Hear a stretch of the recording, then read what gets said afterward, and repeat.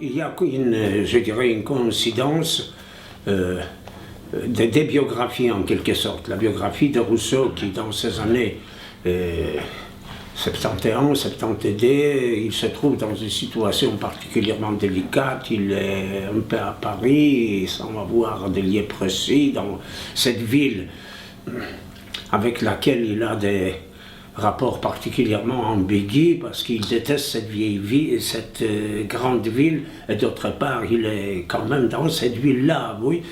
Et d'autre part il y a le marquis de Girardin qui a cette propriété à Ermenonville, qui est un admirateur de Rousseau depuis toujours, qui fait connaissance, si mes souvenirs sont bons, avec Rousseau, de la manière la plus simple, pour ainsi dire, c'est-à-dire Rousseau vit à cette époque-là de son métier de copiste, c'est-à-dire il copie les notes de musique.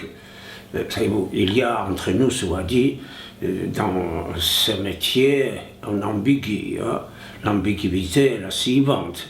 Rousseau, évidemment, copie, et c'est pas lui qui fixe le prix, c'est Thérèse qui fixe le prix. Cela dit, je ne sais pas combien ça coûtait, mais ça coûtait beaucoup plus cher que n'importe quelle copie, parce que les gens qui achetaient ces copies, ils s'en fichaient de ce qui était comme musique, ils voulaient avoir un manuscrit de Rousseau. Donc il y a toute une ambiguïté autour de cela. Le marquis vient plusieurs fois voir Rousseau.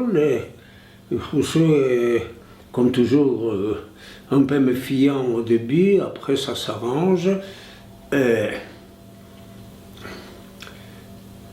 Difficile de le dire quand cette idée de le faire venir chez lui vient chez le marquis, mais ça devient... Il faudrait que je voie mieux la correspondance maintenant, à partir d'un certain moment. Si on regarde bien la correspondance et les souvenirs des uns et des autres, ça devient évident que ce que le marquis aimerait avoir, c'est avoir Rousseau chez lui. Et finalement, il a réussi de l'avoir chez lui. Difficile de dire qu'il a fait son jardin avec l'idée que Rousseau y viendra, mais c'était un jardin à la Nouvelle-Héloïse. Donc Rousseau devait s'y trouver, comme, pour ainsi dire, chez lui, dans ce sens-là, que ça correspondait à plus ou moins un jardin mi-sauvage qu'il avait imaginé. Avec ce point central qui va jouer après un rôle emblématique, c'est-à-dire un plan d'eau avec une petite, on dit île, c'est pas une île, oui, c'est un morceau de terre au milieu, oui, qui deviendra un lieu de pèlerinage. Quand Rousseau tombe malade, le marquis n'est pas surpris, et il n'hésite pas un seul moment qu'est-ce qui va devenir la dépouille. Comme s'il avait tout ça dans sa tête. Ce qui n'était pas, vu l'état de santé de Rousseau, rien de méchant.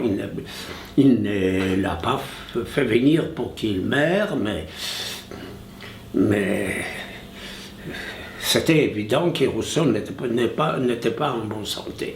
Dès le début, le marquis a un lieu dans sa tête où cette dépouille pourrait être déposée. Ce qui posait un problème, oui, parce que finalement on ne peut pas enterrer où on veut les gens en France de la fin du XVIIIe siècle, oui.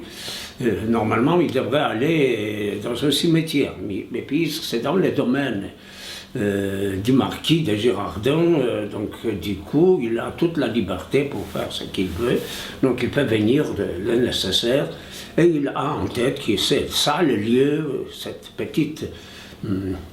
appelons-la île, oui, au milieu de ce plan d'eau, que là il va reposer.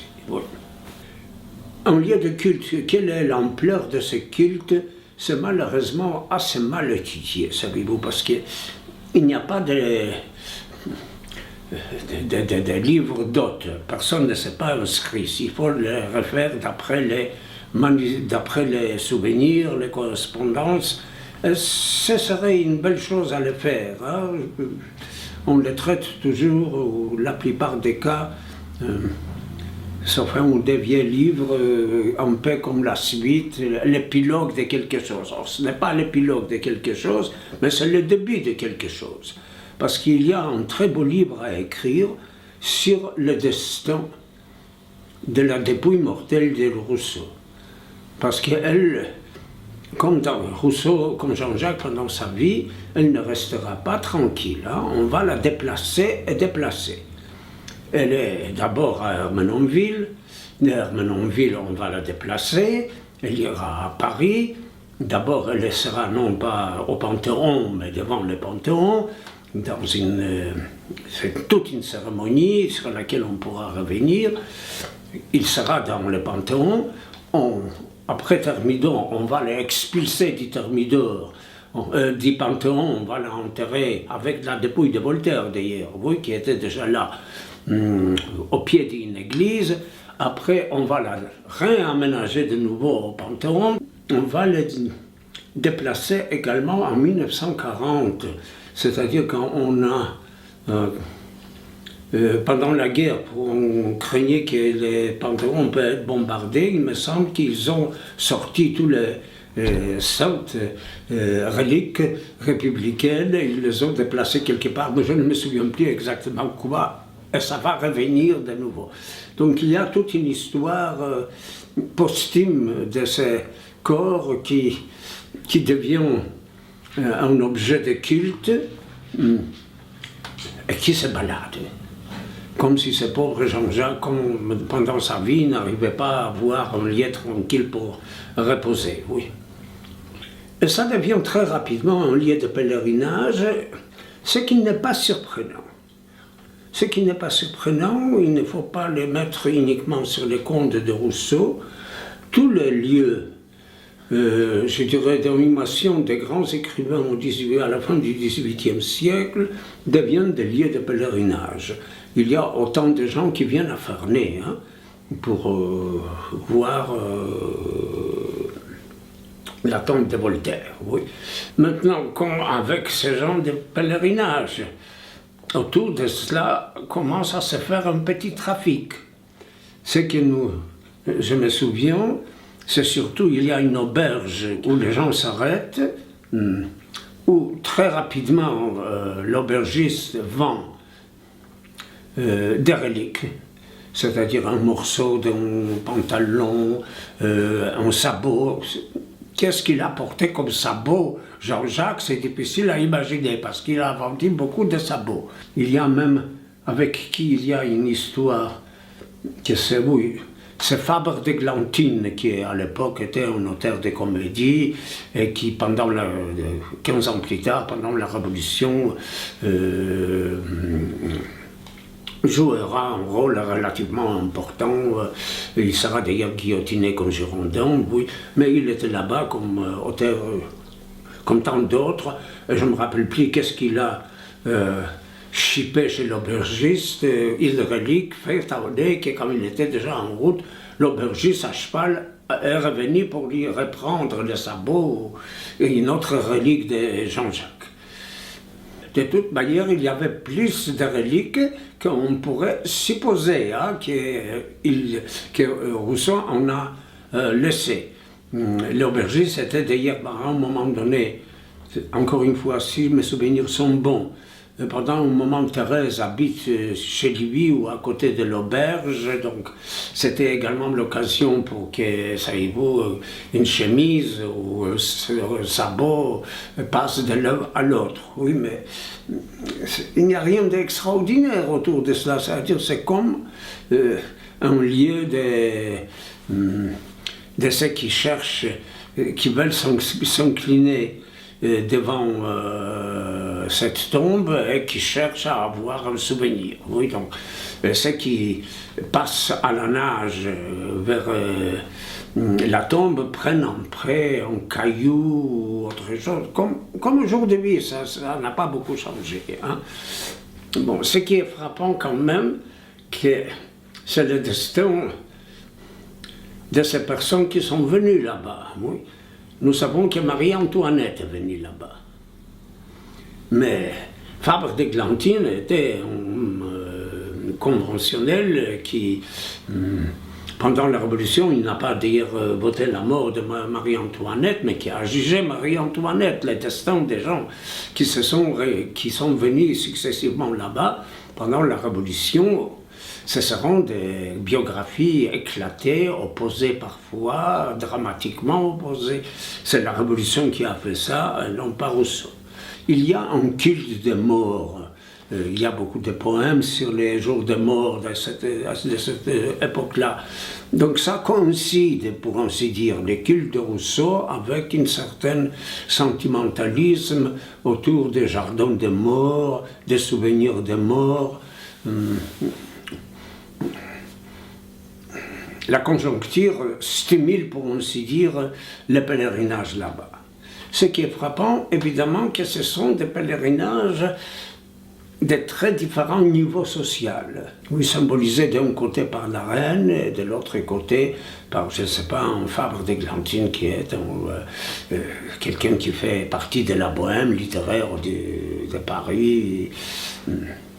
Et ce qui m'a frappé surtout, d'ailleurs ça, ce qui a beaucoup frappé les gens au moment de la panthéonisation, c'est cet énorme contraste entre ce paysage idyllique et le moment et l'entourage solennel, sombre, en pierre au Panthéon. D'ailleurs, c'est ça un des problèmes qu'il faudrait, un moment sur lequel il faudrait s'arrêter. C'est-à-dire que quand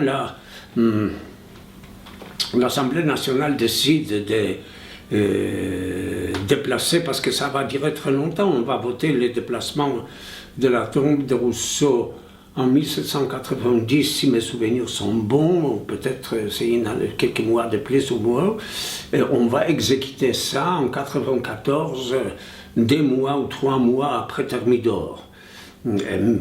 C'est encore une fois une coïncidence historique, parce que c'est une des premières fêtes publiques après Thermidor, et elle frappe par son contraste avec les fêtes, les cérémonies pendant la période thermidorienne qui sont réunies, associées à la terreur. C'était la même chose quand on a décidé de les déplacer. Il y a un débat à la Convention,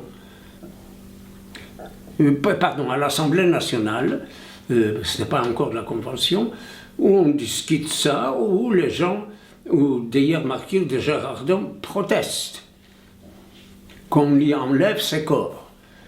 Et il y a un député qui se lève et dit « Mais ces corps n'appartiennent pas au Marquis de Girardon, ces corps de Rousseau appartiennent à la nation. » Or, l'idée que le corps de Rousseau appartient à la nation est une construction en soi qui mérite une analyse. Qu'est-ce que ça veut dire que le corps de Jean-Jacques appartient à la nation? Personne ne se pose la question, est-ce que ces corps n'appartiennent pas peut-être à Thérèse, à la veuve de Rousseau? Non, il appartient à la nation, ou au marquis ou à la nation. Finalement, on va décider qu'il appartient à la nation. Tout ce qui se passe autour d'un objet, parce que c'est un objet, le corps c'est un objet qui est tellement dans lequel on a investi tellement de légendes, de l'imaginaire. Il y a le corps réel de Rousseau et il y a le corps imaginaire de Jean-Jacques. Et à vrai dire, c'est l'autre corps, c'est le corps imaginaire qui l'emporte sur le premier. Hein. Et c'est ça ce qui me semblait être assez extraordinaire de voir le jeu entre le réel et l'imaginaire collectif. En France, à ce moment-là, le seul comparable, c'est Voltaire. Mais Voltaire se prête moins bien là-bas. D'abord, il est décentré. Il est à Ferney. Mais il y a des gens qui viennent évidemment à Ferney également, mais ça demande tout un voyage. Hein. Par contre, Rousseau, il est, pour ainsi dire, sous la main. Et ça ne m'étonnerait pas que les touristes qui venaient visiter ne faisaient pas le détour par Ferney pour aller chez Rousseau ou l'inverse. Et nous sommes tentés, un peu rétrospectivement, de diviser ce monde en deux camps opposés, mais savez-vous, les touristes à l'époque, comme les touristes aujourd'hui, ils avaient le cœur large. Il y en avait assez de place pour l'un et pour l'autre, savez-vous.